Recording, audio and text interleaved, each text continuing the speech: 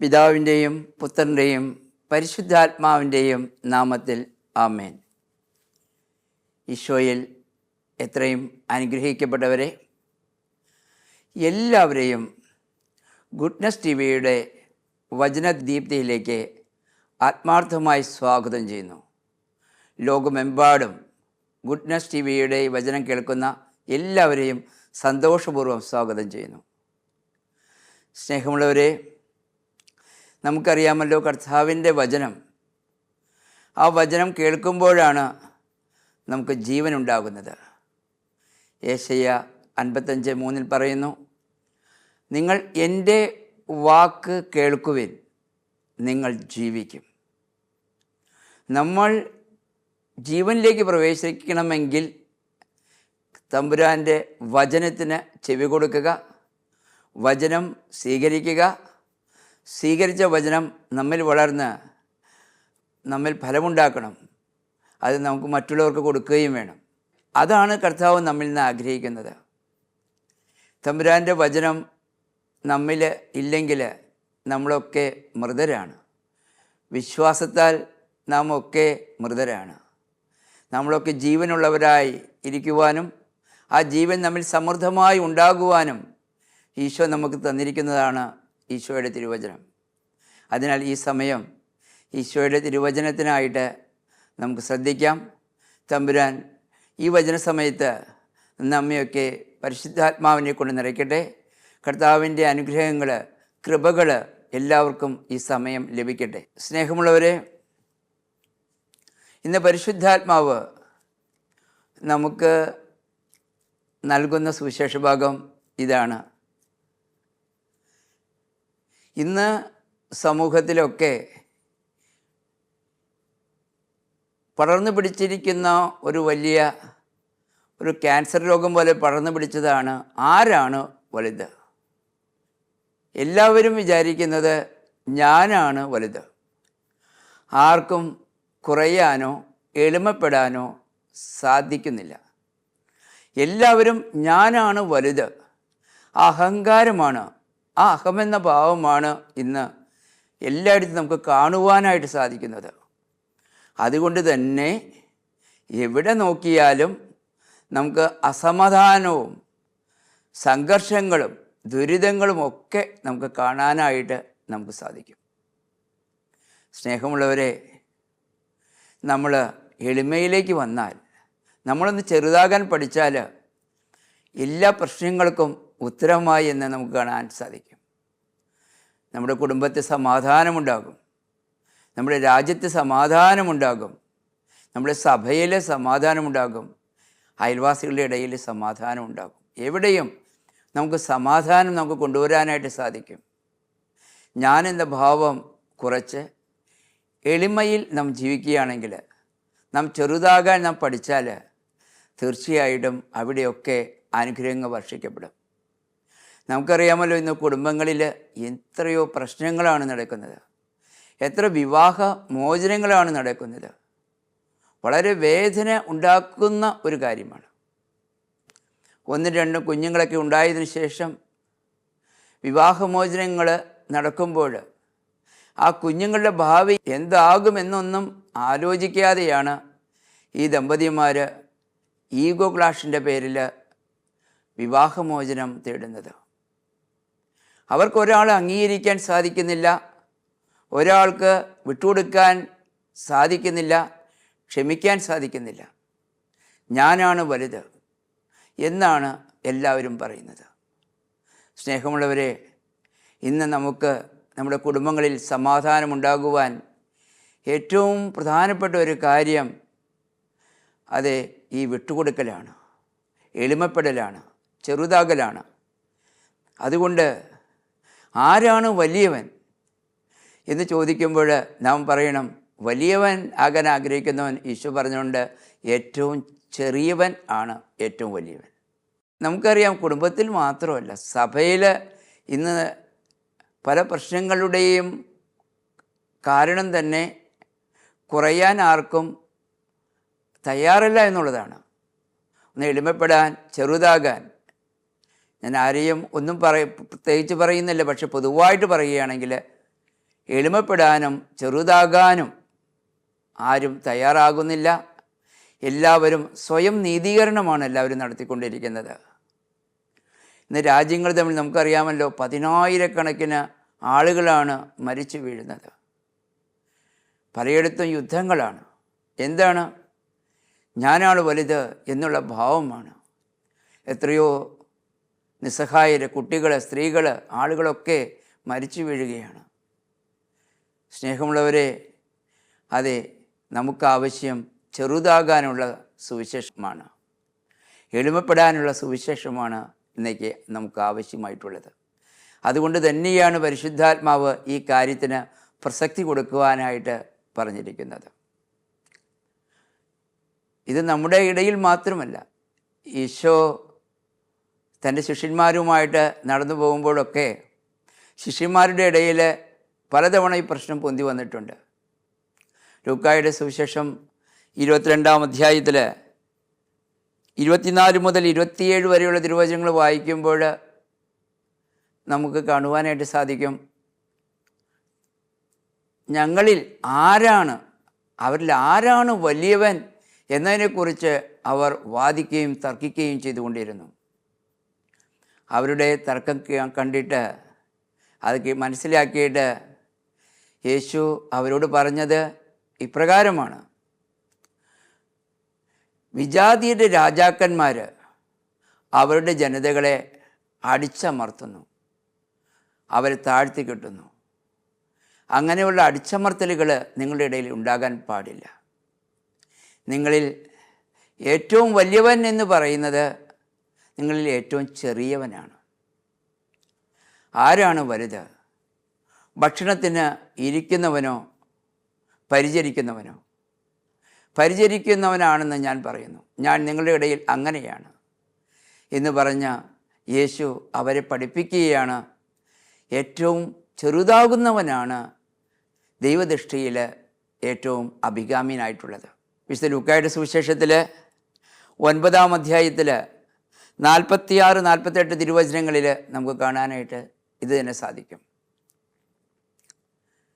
ശിഷ്യന്മാർ തർക്കിക്കുകയാണ്, ആരാണ് വലുത്? ഇതാണ് അവരുടെ തർക്കം. അപ്പോഴും കർത്താവ് ചെയ്തത്, ഒരു ശിശുവിനെ എടുത്ത് അവരുടെ മുമ്പിൽ കൊണ്ടുവന്നുകൊണ്ട് ഈശോ പറയുകയാണ്, ഈ ശിശുവിനെ പോലെ എന്നെ സ്വീകരിക്കുന്നവൻ എൻ്റെ പിതാവിനെ സ്വീകരിക്കുന്നു. അങ്ങനെ ഈ ശിശുവിനെ പോലെ സ്വയം ചെറുതാകുന്നവൻ, എന്നിൽ ആശ്രയിക്കുന്നവൻ, ദൈവത്തിൽ ആശ്രയിക്കുന്നവൻ, അവനാണ് ഏറ്റവും വലിയവനെന്ന് യേശു അവരെ പഠിപ്പിക്കുകയാണ്. വിശുദ്ധ മത്തായിയുടെ സുവിശേഷത്തിൽ 18-ാം അധ്യായത്തിൽ 1 മുതൽ 5 വരെയുള്ള തിരുവചനങ്ങൾ ഇത് തന്നെ യേശു അവരോട് ഭംഗിയായിട്ട് മനസ്സിലാക്കി കൊടുക്കുന്നുണ്ട്. ശിശുക്കൾ യേശുവിൻ്റെ അടുത്തേക്ക് വന്നപ്പോൾ യേശു പറഞ്ഞു, അവർ തടയേണ്ട, അവരെൻ്റെ അടുത്ത് വരട്ടെ. നിങ്ങളൊക്കെ വലിയവരാകാൻ ആഗ്രഹിക്കുന്നവരാ. അവരുടെ ചോദ്യം ഉണ്ടായിരുന്നു, സ്വർഗരാജ്യത്തിലെ വലിയവൻ ആരാണ് എന്ന് ചോദിച്ചുകൊണ്ട്. അപ്പോൾ ഈശോ അതിൽ നിന്ന് ഒരു ശിശുവിനെ അവർ മുന്നിൽ നിർത്തിയിട്ട് പറഞ്ഞു, ഈ ശിശുവിനെ പോലെ മാനസാന്തരപ്പെടുന്നില്ലെങ്കിൽ ആരും സ്വർഗരാജ്യത്തിൽ പ്രവേശിക്കുകയില്ല. ഈ ശിശുവിനെ പോലെ സ്വയം ചെറുതാകുന്നവനാണ് സ്വർഗരാജ്യത്തിലെ വലിയവൻ. വ്യക്തമായിട്ട് യേശു പറയുകയാണ്. സ്നേഹമുള്ളവരെ, നമുക്ക് സ്വയം ചെറുതാകാനായിട്ട്, ഒന്ന് എളിമപ്പെടാനായിട്ട് നമുക്ക് സാധിക്കട്ടെ. എന്താണ് ഈ താഴ്മ? എന്താണ് എളിമപ്പെടൽ? പലരും വിചാരിക്കും, ഞാൻ ഒന്ന് കുമ്പിട്ട് നടന്നാൽ അല്ലെങ്കിൽ കുറച്ച് മോശമായ ഡ്രസ്സൊക്കെ ധരിച്ചാലൊക്കെ താഴ്മ. അതൊന്നും അല്ല താഴ്മ. നമ്മൾ നേരെ നടക്കുകയും നല്ല വസ്ത്രങ്ങളൊക്കെ ധരിച്ചൊക്കെ നടക്കാം, പക്ഷേ അതൊന്നും അല്ല. എളിമ എന്ന് പറയുന്നത് ഒരു ശൂന്യവൽക്കരണമാണ്. ശൂന്യവൽക്കരണത്തോടെ ദൈവത്തിന് മുമ്പായിട്ട് നമ്മെ തന്നെ സമർപ്പിക്കുന്നതാണ് എളിമ, താഴ്മ. മറ്റൊരർത്ഥത്തിൽ പറയുകയാണെങ്കിൽ ദൈവത്തിൽ പരിപൂർണമായിട്ട് നാം ആശ്രയിക്കുകയാണ്. കൊച്ചുകുട്ടിയെപ്പോലെ എല്ലാ കാര്യത്തിലും ദൈവത്തിൽ ആശ്രയിക്കുകയാണ്. ദൈവവചനത്തിന് നാം കീഴ്പ്പെടുകയാണ് പൂർണ്ണമായിട്ട്. നമ്മുടെ ബുദ്ധിയോ യുക്തിയോ ഒക്കെ മാറ്റിവെച്ചിട്ട് ദൈവവചനത്തിനായിട്ട് പൂർണ്ണമായി കീഴ്പ്പെടുന്നു, അനുസരിക്കുന്നു, പരിശുദ്ധ അമ്മയെപ്പോലെ. അതാണ് എളിമ എന്ന് പറയുന്നത്. നമ്മിൽ അഹങ്കാരമുണ്ടോ, നമ്മിൽ ഈഗോയുണ്ടോ, ഇതൊക്കെ നമുക്ക് ടെസ്റ്റ് ചെയ്യാനായിട്ട് പെട്ടെന്ന് കണ്ടുപിടിക്കാനായിട്ട് ബുദ്ധിമുട്ടാണ്. പക്ഷെ എങ്കിലും മറ്റുള്ളവർ നമ്മെ അംഗീകരിക്കാതെ വരുമ്പോൾ, നമ്മുടെ ഹൃദയം അസ്വസ്ഥമാകുന്നുണ്ടോ, മറ്റുള്ളവർ നമ്മുടെ പോരായ്മകൾ ചൂണ്ടിക്കാണിക്കുമ്പോൾ നമ്മൾ വേദനിക്കുന്നുണ്ടോ, അല്ലെങ്കിൽ മറ്റുള്ളവർ നമ്മെ താഴ്ത്തിക്കെട്ടുമ്പോൾ, ചെയ്യാത്ത കുറ്റങ്ങൾ നമ്മുടെ മേലെ ആരോപിക്കുമ്പോൾ, പരദൂഷങ്ങളൊക്കെ പറയുമ്പോൾ നമ്മുടെ അവരോടുള്ള സമീപനം എന്താണ്? നമുക്ക് അർഹതയുണ്ടായിട്ടും നമ്മെ അവഗണിക്കുമ്പോൾ നമ്മുടെ സമീപനം എന്താണ്? ഇവിടെയൊക്കെ കുറേയൊക്കെ നമുക്ക് മനസ്സിലാക്കാനായിട്ട് സാധിക്കും എങ്ങനെയാണ് എളിമയിൽ ജീവിക്കുന്നതെന്ന്. ഒരു ദിവസം ഞാൻ പുസ്തകങ്ങളൊക്കെ എഴുതുന്ന ഒരു വ്യക്തിയാണ്. അപ്പോൾ എൻ്റെ കുറച്ച് പുസ്തകങ്ങളുമായിട്ട് ഒരു ബുക്ക് സ്റ്റാളിലേക്ക് ഞാൻ പോയി. ബുക്ക് സ്റ്റാളിൽ പുസ്തകം കൊടുത്തു. അതിനുശേഷം 2 ആഴ്ച കൊണ്ട് തിരിച്ചു വരാൻ പറഞ്ഞു. 2 ആഴ്ച കൊണ്ട് ഞാൻ ചെന്നു. അപ്പോൾ അവിടെ 3-4 പേരുണ്ട്. അപ്പോൾ ഞാൻ കൊടുത്ത പുസ്തകം ക്ഷമയുടെ സുവിശേഷം എന്ന പുസ്തകമാണ് കൊടുത്തത്. ഞാൻ അവിടെ ചെന്നപ്പോൾ 4-5 പേര് അവിടെ നിൽക്കുന്നുണ്ട്. അപ്പോൾ അദ്ദേഹം എന്നോട്, ഞാൻ പൈസയ്ക്ക് വേണ്ടിയാണ് ചെന്നത്, എത്ര പുസ്തകം വിറ്റിട്ടുണ്ടെങ്കിൽ ആ ബാക്കി പൈസ നമുക്ക് കിട്ടുമല്ലോ, എത്രയാണെന്ന് വിചാരിച്ച് അത് കിട്ടും, അതിനു വേണ്ടിയാണ് പോയത്. അവർ ഡിസ്കൗണ്ട് കഴിച്ച്. പക്ഷേ അദ്ദേഹം പറഞ്ഞു, നിങ്ങളുടെ ഒരു പുസ്തകം പോലും വിറ്റുപോയിട്ടില്ല, നിങ്ങളുടെ പുസ്തകത്തിന് ഒരു ഡിമാൻഡും ഇല്ല, നിങ്ങളുടെ പുസ്തകം ആർക്കും വേണ്ട, അതുകൊണ്ട് ഇനി ഈ പുസ്തകമായിട്ട് ഇങ്ങോട്ട് വരരുത്, അങ്ങനെ തന്നെ നിങ്ങൾ പുസ്തകമൊക്കെ എടുത്തുകൊണ്ട് പോയിക്കോളൂ എന്ന് പറഞ്ഞ് എല്ലാവരും മുമ്പിൽ വെച്ച് പരിഹസിച്ചു എന്നെ. അപ്പോൾ അങ്ങനെ പരിഹാസം വന്നപ്പോൾ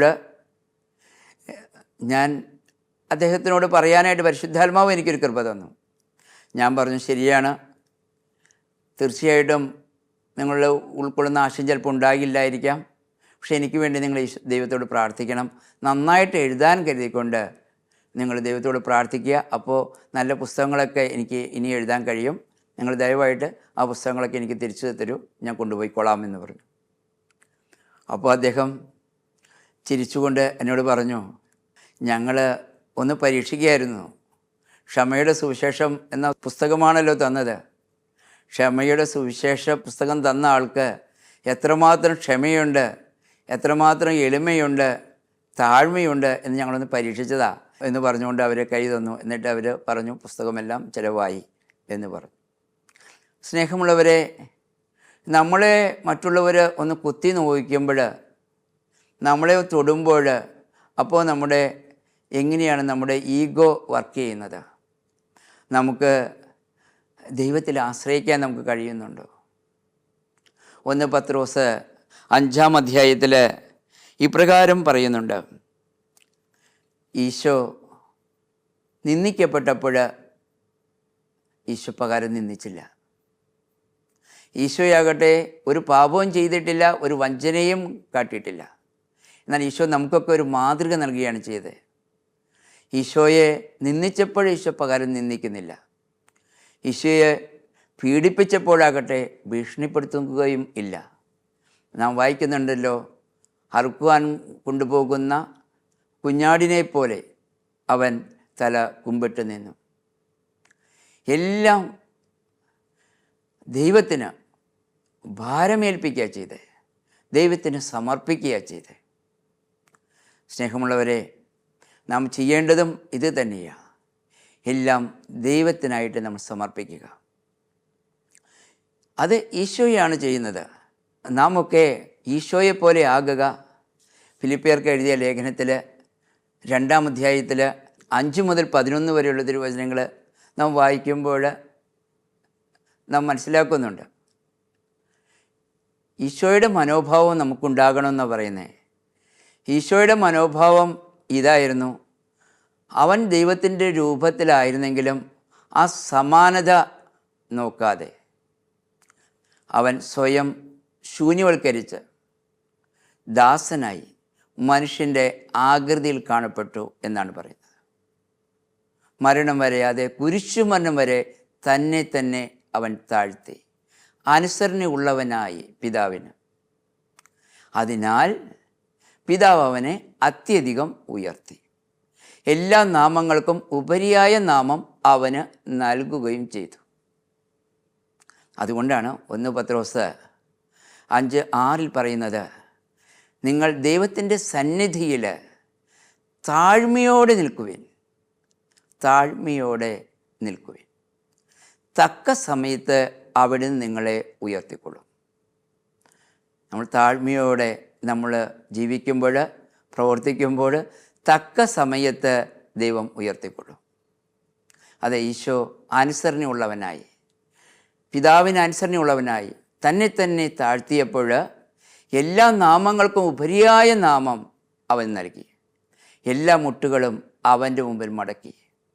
സ്നേഹമുള്ളവരെ, അതിനാൽ എളിമയുള്ളവരാകാനാണ്, താഴ്മയുള്ളവരാകാനാണ് കർത്താവ് നമ്മെ മനസ്സിലാക്കി തരുന്നത്, കർത്താവ് നമ്മെ പഠിപ്പിക്കുന്നത്. കർത്താവ് നമുക്ക് എത്രയോ മാതൃകയാണ് സുവിശേഷത്തിൽ നമുക്ക് നൽകിയിരിക്കുന്നത്. നമുക്കറിയാലോ, യേശുവിൻ്റെ ജ്ഞാനസ്നാനം, അവൻ ദൈവമായിരുന്നിട്ടും ഒരു മനുഷ്യൻ്റെ മുമ്പിൽ, സ്നാപകയോഹന്നാൻ്റെ മുമ്പിൽ സ്നാനത്തിനായിട്ട് ചെല്ലുകയാണ്. അപ്പോൾ സ്നാപകൻ ചോദിക്കുന്നുണ്ട്, ഞാൻ നിന്നിൽ നിന്ന് സ്നാനം സ്വീകരിക്കാനിരിക്കെ നീ എൻ്റെ അടുത്ത് വന്ന് സ്നാനം ചോദിക്കുന്നുവോ? അപ്പോൾ കർത്താവ് പറഞ്ഞു, ഇപ്പോൾ നീ ഇത് സമ്മതിക്കുക, എല്ലാം നീതിയും പൂർത്തീകരിക്കപ്പെടേണ്ടതുണ്ട്. സ്നാപകൻ സ്നാനം നൽകുന്നു, സ്വർഗം തുറക്കപ്പെടുന്നു, പരിശുദ്ധാത്മാവ് പ്രാവിൻ്റെ രൂപത്തിൽ ഇറങ്ങി വരുന്നു, പിതാവായ ദൈവത്തിൻ്റെ സ്വരം കേൾക്കുന്നു, ഇതാണ് എൻ്റെ പ്രിയപുത്രൻ, ഇവനിൽ ഞാൻ പ്രസാദിച്ചിരിക്കുന്നു. സ്നേഹമുള്ളവരെ, എളിമയോടെ നമ്മൾ പ്രവർത്തിക്കുമ്പോൾ നമ്മുടെ മുമ്പിൽ സ്വർഗം തുറക്കപ്പെടും. എളിമയോടെ നമ്മൾ ജീവിക്കുമ്പോൾ പരിശുദ്ധാത്മാവ് നമ്മുടെ ഉള്ളിലേക്ക് കടന്നു വരും. എളിമയോടെ നാം ജീവിക്കുമ്പോൾ ദൈവം തന്നെ പറയും, എൻ്റെ പ്രിയപുത്രൻ നീയാണ് എന്ന് പറയും. സ്നേഹമുള്ളവരെ, അതിന് എളിമയിൽ ജീവിക്കാൻ നാം പരിശ്രമിക്കണം. ഈശോ നമുക്കറിയാമല്ലോ, യോഹന്നാൻ്റെ സുവിശേഷത്തിലെ 13-ാം അധ്യായത്തിൽ ശിഷ്യന്മാരുടെ കാലുകളൊക്കെ കഴുകിയതിന് ശേഷം സ്വസ്ഥാനത്തിരുന്നു കൊണ്ട് യേശു ശിഷ്യന്മാരോട് ചോദിക്കുന്നുണ്ട്, ഞാൻ എന്താണ് ചെയ്തതെന്ന് നിങ്ങൾ മനസ്സിലാക്കിയോ? നിങ്ങൾ എന്നെ ഗുരു എന്ന് വിളിക്കുന്നു, കർത്താവ് എന്ന് വിളിക്കുന്നു. അത് ശരിയുമാണ്. നിങ്ങളുടെ ഗുരുവും കർത്താവുമായ ഞാൻ നിങ്ങളുടെ പാദങ്ങൾ കഴുകിയെങ്കിൽ നിങ്ങളും പരസ്പരം പാദങ്ങൾ കഴുകാൻ നിങ്ങളൊക്കെ വേണ്ടപ്പെട്ടവരാണോ? നിങ്ങളൊക്കെ പാദങ്ങൾ പരസ്പരം കഴുകണം, എളിമയുള്ളവരായിട്ട് മാറണം, സ്നേഹത്തിൽ അന്യോന്യം ദാസരായി നിങ്ങൾ വർത്തിക്കണം. ഈശോ പറഞ്ഞു, ദാസൻ യജമാനനേക്കാൾ വലിയവനല്ല, എന്നെ അയച്ചവനേക്കാളും വലിയവനല്ല ഞാൻ. അതുകൊണ്ട് ഇത് മനസ്സിലാക്കി കഴിഞ്ഞിട്ട് നിങ്ങൾ പ്രവർത്തിക്കുമെങ്കിൽ, എളിമയോടെ നിങ്ങൾ പ്രവർത്തിക്കുമെങ്കിൽ, സ്നേഹത്തിൽ അന്യോന്യം ദാസരായി നിങ്ങൾ പ്രവർത്തിക്കുമെങ്കിൽ നിങ്ങൾ അനുഗ്രഹീതർ എന്ന് കർത്താവ് മനസ്സിലാക്കി തരുന്നുണ്ട്. ലൂക്കായുടെ സുവിശേഷത്തിൽ അവസാന സമയത്ത് ഈശോ കുരിശിൽ കിടക്കുന്ന സമയത്ത് ഈശോയെ ഒന്ന് എത്രയാണ് അവർ തൊട്ട് നോവിക്കുന്നത്.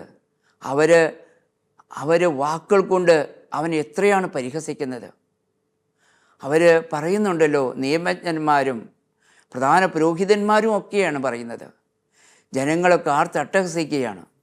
പറയുന്നുണ്ട്, ദേവാലയം നശിപ്പിച്ച് 3 ദിവസം കൊണ്ട് നീ പണിയുമെന്നൊക്കെ നീ പറഞ്ഞല്ലോ, നിനക്ക് കഴിവുണ്ടെന്നാണല്ലോ നീ പറഞ്ഞിരിക്കുന്നത്. നിനക്ക് സാധിക്കുമെങ്കിൽ നീ ആ കുരിശിൽ നിന്ന് ആണി പറിച്ച് നീ ഒന്ന് ഇറങ്ങി വാ, അപ്പോൾ ഞങ്ങൾ നിന്നിൽ വിശ്വസിക്കാം, നീ ദൈവപുത്രനാണെന്ന് ഞങ്ങൾ വിശ്വസിക്കാം എന്നൊക്കെ പറഞ്ഞ് ഈശോയെ കൂടുതലായിട്ട് ഈശോയെ പരിഹസിക്കുകയാണ്, അപമാനിക്കുകയാണ്. എന്നാൽ നമ്മുടെ കർത്താവായ ഈശോ നമ്മുടെ എല്ലാം രക്ഷയെ കരുതി എളിമയോടെ, തൻ്റെ സ്വഭാവം അത് തന്നെയാണ് എളിമയോടെ കുരിശിൽ തൂങ്ങിക്കിടന്നു എന്ന് നാം തിരിച്ചറിയേണ്ടതുണ്ട്. അപ്പോൾ യേശുവിനെ കണ്ടുകൊണ്ട് വേണം നമുക്ക് എളിമ അഭ്യസിക്കുവാനായിട്ട്. അതുകൊണ്ടാണ് ഹെബ്രായർക്ക് എഴുതിയ ലേഖനത്തിൽ 12:2 പറയുന്നുണ്ട്, നമ്മൾ ഓടേണ്ടത് യേശുവിനെ കണ്ടുകൊണ്ട് വേണം നാം മുന്നിലേക്ക് ഓടുവാനായിട്ട്.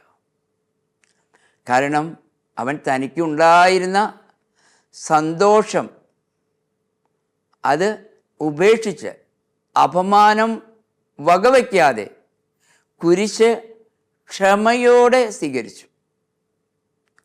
നിങ്ങളുടെ ജീവിതത്തിലും ഇങ്ങനെയൊക്കെ വരുമെന്ന് പറയുകയാണ്. അപ്പോൾ എങ്ങനെയാണ് യേശു അതിനെ നേരിട്ടത് എന്ന് തിരിച്ചറിയണമെന്ന് അത് നമ്മെ ആ തിരുവചനം നമ്മെ മനസ്സിലാക്കി തരികയാണ്. സ്നേഹമുള്ളവരെ, അതുകൊണ്ട് നമുക്ക് ചെറുതാകാനായിട്ട് പഠിക്കാം, എളിമയുള്ളവരാകാൻ പഠിക്കാം. അങ്ങനെ എളിമയുള്ളവരാകുമ്പോഴാണ് ആത്മാവിൽ ദരിദ്രർ ഭാഗ്യവാന്മാർ. എന്തുകൊണ്ടെന്നാൽ സ്വർഗരാജ്യം അവരുടേതാകുന്നു. എളിമയുള്ളവർ എന്നാണ് അതിനർത്ഥം. എളിമയുള്ളവരുടെ സ്വന്തമാണ് സ്വർഗരാജ്യം. സ്നേഹമുള്ളവരെ, വിശുദ്ധരെയൊക്കെ നമ്മൾ നോക്കുമ്പോൾ നമ്മൾ കാണുന്നില്ലേ? വിശുദ്ധ അൽഫോൻസമ്മ എന്താ പറഞ്ഞത്? അൽഫോൻസമ്മ പറയുകയാണ്, ഞാൻ ആ ഒരു ചെടിയുടെ ഇല അത് കുറേ അഴുകി വളമായി തീരുന്ന പോലെ ഞാൻ വളമായിട്ട് ആ ചെടിയുടെ അടിയിൽ കിടന്നുകൊള്ളാം. ആരാലും ശ്രദ്ധിക്കപ്പെടാതെ വളമായി കിടന്നുകൊള്ളാം. ആ ചെടി വളരട്ടെ, പുഷ്പിക്കട്ടെ. സ്നേഹമുള്ളവരെ, എത്രയോ വലിയ അർത്ഥമാണ് അതിനുള്ളത്. ആരാലും പ്രശംസിക്കപ്പെടാതെ, ആരാലും അറിയപ്പെടാതെ എളിമയോടെ ജീവിക്കാൻ സാധിക്കുക. വിശുദ്ധ ത്രേസ്യ പറയുന്നുണ്ട്, എന്നിൽ തന്നെയുള്ള നിസ്സാരത, ഒരു നന്മ പ്രവർത്തിക്കാനുള്ള കഴിവുകേട്, അതാണ് എനിക്ക് അഭിമാനിക്കാനുള്ളത് എന്നാണ് വിശുദ്ധ ത്രേസ്യ പറയുന്നത്. വിശുദ്ധ ഫ്രാൻസിസ് ബോർജിയ പറയുന്നത് ഇപ്രകാരമാണ്. ഒരാൾ അദ്ദേഹത്തെ കാർക്കിച്ച് തുപ്പിയപ്പോൾ അദ്ദേഹം പറയുകയുണ്ടായി, ഇതിലും നല്ലൊരു സ്ഥലം നിനക്ക് കണ്ടുപിടിക്കാൻ ബുദ്ധിമുട്ടായിരിക്കുമെന്ന്. സ്നേഹമുള്ളവരെ, എളിമ വിശുദ്ധരൊക്കെ നമ്മെ പഠിപ്പിച്ചു തരുന്നത് അതുകൊണ്ടാണ്. നമ്മൾ എളിമയുള്ളവരാക്കുക, നാം ചെറുതാക്കുക. അപ്പോൾ തീർച്ചയായിട്ടും നമ്മളൊക്കെ സ്വർഗരാജ്യത്തിലെ അംഗങ്ങളായിത്തീരും, സ്വർഗരാജ്യത്തിലെ വലിയവരായി നാം മാറും. അതോടൊപ്പം തന്നെ നമ്മുടെ പ്രാർത്ഥനകളൊക്കെ കേൾക്കും, തമ്പുരാൻ കേൾക്കും. പ്രഭാഷകൻ്റെ പുസ്തകത്തിൽ പറയുന്നു, വിനീതൻ്റെ പ്രാർത്ഥന മേഘങ്ങൾ തുളച്ചു കയറുന്നു. യാക്കോബ് ശ്ലീഹ 4:6 പറയുന്നുണ്ട്, അതെ, എളിമയുള്ളവർക്ക് കൃപ കൊടുക്കുന്നു, അഹങ്കാരികളെ എതിർക്കുന്നു എന്ന്. മറിയത്തിൻ്റെ സ്വസ്ത്രഗീതത്തിൽ മറിയം പറയുന്നുണ്ട്, 1:48 പറയുന്നു, അവിടുന്ന് തൻ്റെ ദാസിയുടെ താഴ്മയെ കടാക്ഷിച്ചു. ഇനി സകല തലമുറകളും എന്നെ ഭാഗ്യവതി എന്ന് വിളിക്കും. ശക്തനായവൻ എനിക്ക് വലിയ കാര്യങ്ങൾ ചെയ്തു തന്നിരിക്കുന്നു. സ്നേഹമുള്ളവരെ, അതിനാൽ നമുക്ക് എളിമപ്പെടാനായിട്ട് സാധിക്കട്ടെ. കർത്താവിനെ കണ്ടുകൊണ്ട്, യേശുവിനെ കണ്ട് നമുക്ക് എളിമ അഭ്യസിക്കാം. തീർച്ചയായിട്ടും നമ്മളങ്ങനെ ചെറുതാകുമ്പോൾ നമ്മുടെ ഉള്ളിൽ സമാധാനമുണ്ടാകും, നമ്മുടെ ഉള്ളിൽ യേശു ജനിക്കും, പരിശുദ്ധാത്മാവ് കടന്നു വരും. ദൈവത്തിൻ്റെ പ്രിയപുത്രന്മാരായി പുത്രിമാരായി നാം ഒക്കെ മാറുകയും ചെയ്യും. യേശുവെ നന്ദി, യേശുവെ സ്തുതി. Hallelujah, hallelujah, hallelujah.